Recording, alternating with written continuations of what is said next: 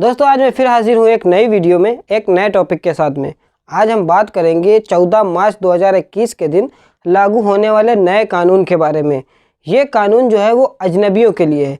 जो लोग बाहर कंट्री से सऊदी अरब में काम करने के लिए आते हैं, ये कानून पूरा का पूरा उन्हीं के लिए है।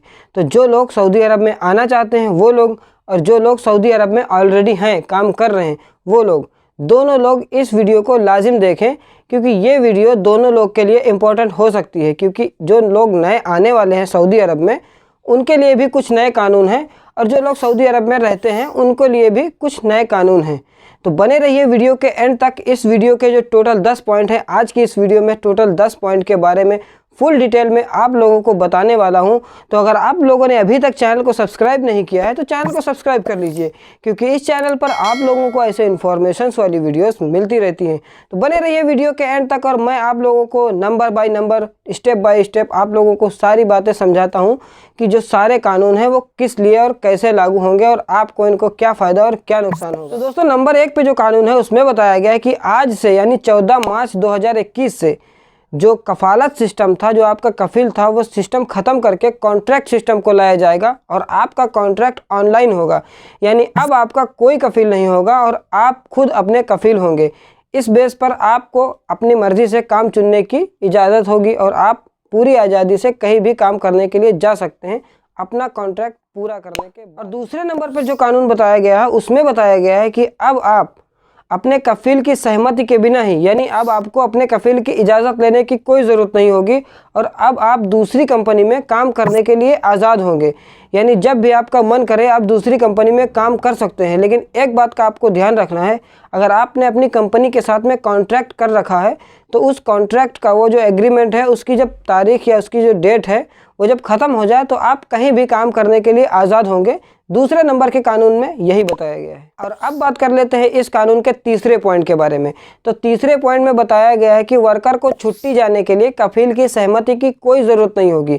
यानी अगर आपको छुट्टी जाना है तो आप अपने अबशर अकाउंट से या फिर जवाज़ात में जाकर अपनी छुट्टी खुद लगा सकते हैं, और इलेक्ट्रॉनिक तौर पर आप अपने कफील को इन्फॉर्म कर दीजिए कि आप छुट्टी जा रहे हैं। इलेक्ट्रॉनिक तौर पर कफील को इन्फॉर्म कैसे करना है, इसके कई तरीके हैं। एक तो ज़्यादातर कंपनियां अपने वर्कर से ये लेनोवो HR नाम का एक एप्लीकेशन डाउनलोड करवाती हैं, और इस एप्लीकेशन में आपको सारी जानकारी मिल जाएगी कि कैसे आपको इन्फॉर्म करना है और कैसे आपको कंप्लेन करना है, सारी जानकारी मिल जाएगी। तो इस कानून का टोटल मामला जो है यही है कि आप अपने कफील को इन्फॉर्म कर दीजिए कि आप छुट्टी जा रहे हैं, और उसकी इजाज़त लेने की कोई ज़रूरत नहीं है कि आप छुट्टी जा रहे हैं कि कितने दिन के लिए जा रहे हैं।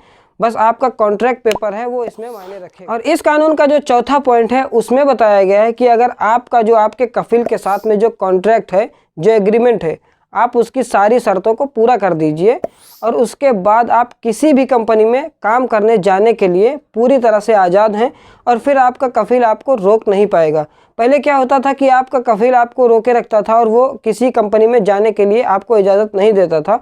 अगर आप किसी और कंपनी में जाने के लिए कहते थे वो तो सीधा आपको एग्ज़िट लगा के आपके देश में भेज देता था। लेकिन अब ऐसा नहीं होगा। आप अपने कॉन्ट्रैक्ट का, आप अपने एग्रीमेंट की सारी शर्तों को पूरा कर दीजिए, उसके बाद आप किसी भी कंपनी में काम करने जाने के लिए पूरी तरह से आज़ाद। दोस्तों जो 5वें नंबर का पॉइंट है उसमें बताया गया है कि जो आपका और आपके कफील के साथ में जो एग्रीमेंट है, जो कॉन्ट्रैक्ट है, आप उसको पूरा करने के बाद में आपका जो 2 साल का या फिर 1 साल का जो कॉन्ट्रैक्ट था वो पूरा हो चुका है, तो उसके बाद आप अपने कफील को बताइए या फिर ना बताइए, आप एग्ज़िट जा सकते हैं। आप खुर्ज लगवाकर एकदम से अपने घर जा सकते हैं, अपने देश जा सकते हैं। इसके बाद आपका कफील आपको रोक नहीं सकता है कि अभी आप ना जाइए, 2 साल बाद जाइए या 1 साल बाद जाइए।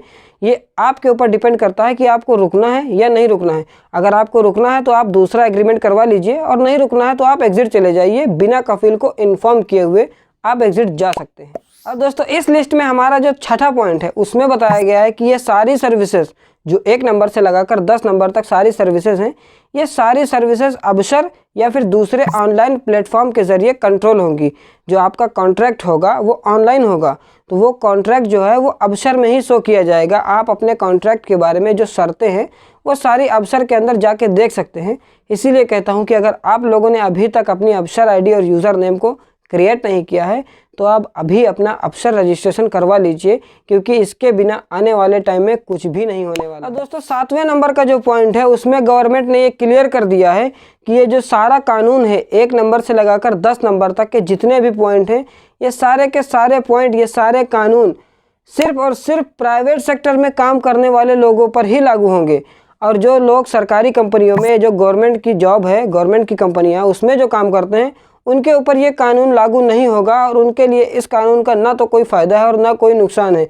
तो जो लोग गवर्नमेंट की खुद की कंपनियों में काम करते हैं वो लोगों के लिए ये कानून नहीं है और वो लोग इस कानून का इंतज़ार ना करें तो ही बेहतर। दोस्तों ये जो 8वें नंबर का पॉइंट है इसमें बताया गया है कि अगर आप सऊदी अरब आना चाहते हैं, यानी आप सऊदी अरब का वीज़ा लेकर सऊदी अरब में काम करने आना चाहते हैं, तो आप जिस काम में सऊदी अरब आना चाहते हैं उस काम का आपको टेस्ट देना होगा। यानी आपको अपने प्रोफेशन का टेस्ट देना पड़ेगा, तभी आपको सऊदी अरब का वीज़ा दिया जाएगा। यानी अब सऊदी अरब आना आसान नहीं है। दोस्तों पहले क्या होता था कि आप सऊदी अरब आ जाते थे और यहाँ पर आमिल के वीज़े पर कोई भी काम करते थे, 6-7 महीने बाद या 1 साल बाद आपको काम मालूम हो जाता था और आराम से आप काम करने लगते थे। लेकिन अब ऐसा नहीं होगा। अगर अब आप सऊदी आना चाहते हैं तो आपको गवर्नमेंट के कुछ अधिकारियों के सामने अपने काम का टेस्ट देना होगा। आप अपने प्रोफेशन को वहाँ दिखाइए कि आप कितना काम जानते हैं, तभी आपको सऊदी अरब का वीज़ा दिया जाएगा। बताया ये भी जा रहा है कि जो लोग सऊदी अरब में ऑलरेडी रहते हैं, जो लोग काम करते हैं, उनको भी अपने प्रोफेशन का टेस्ट देना पड़ेगा। जो वो लोग काम करते हैं उसका टेस्ट देना होगा।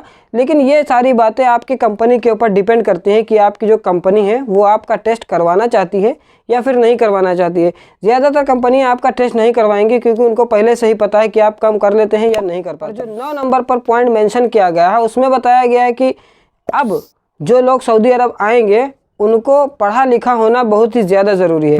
यानी अगर आप पढ़े लिखे नहीं हैं तो अब आप सऊदी अरब नहीं आ पाएंगे। दोस्तों 10वें नंबर का जो पॉइंट है उसमें बताया गया है कि जो लोग निजी ड्राइवर हैं, यानी कि जो सवाक खास हैं, या फिर जो हाउसमेड हैं, या फिर आप घरेलू कर्मचारी हैं, या फिर चरवाहा हैं, तो ये कानून आपके ऊपर लागू नहीं होता है।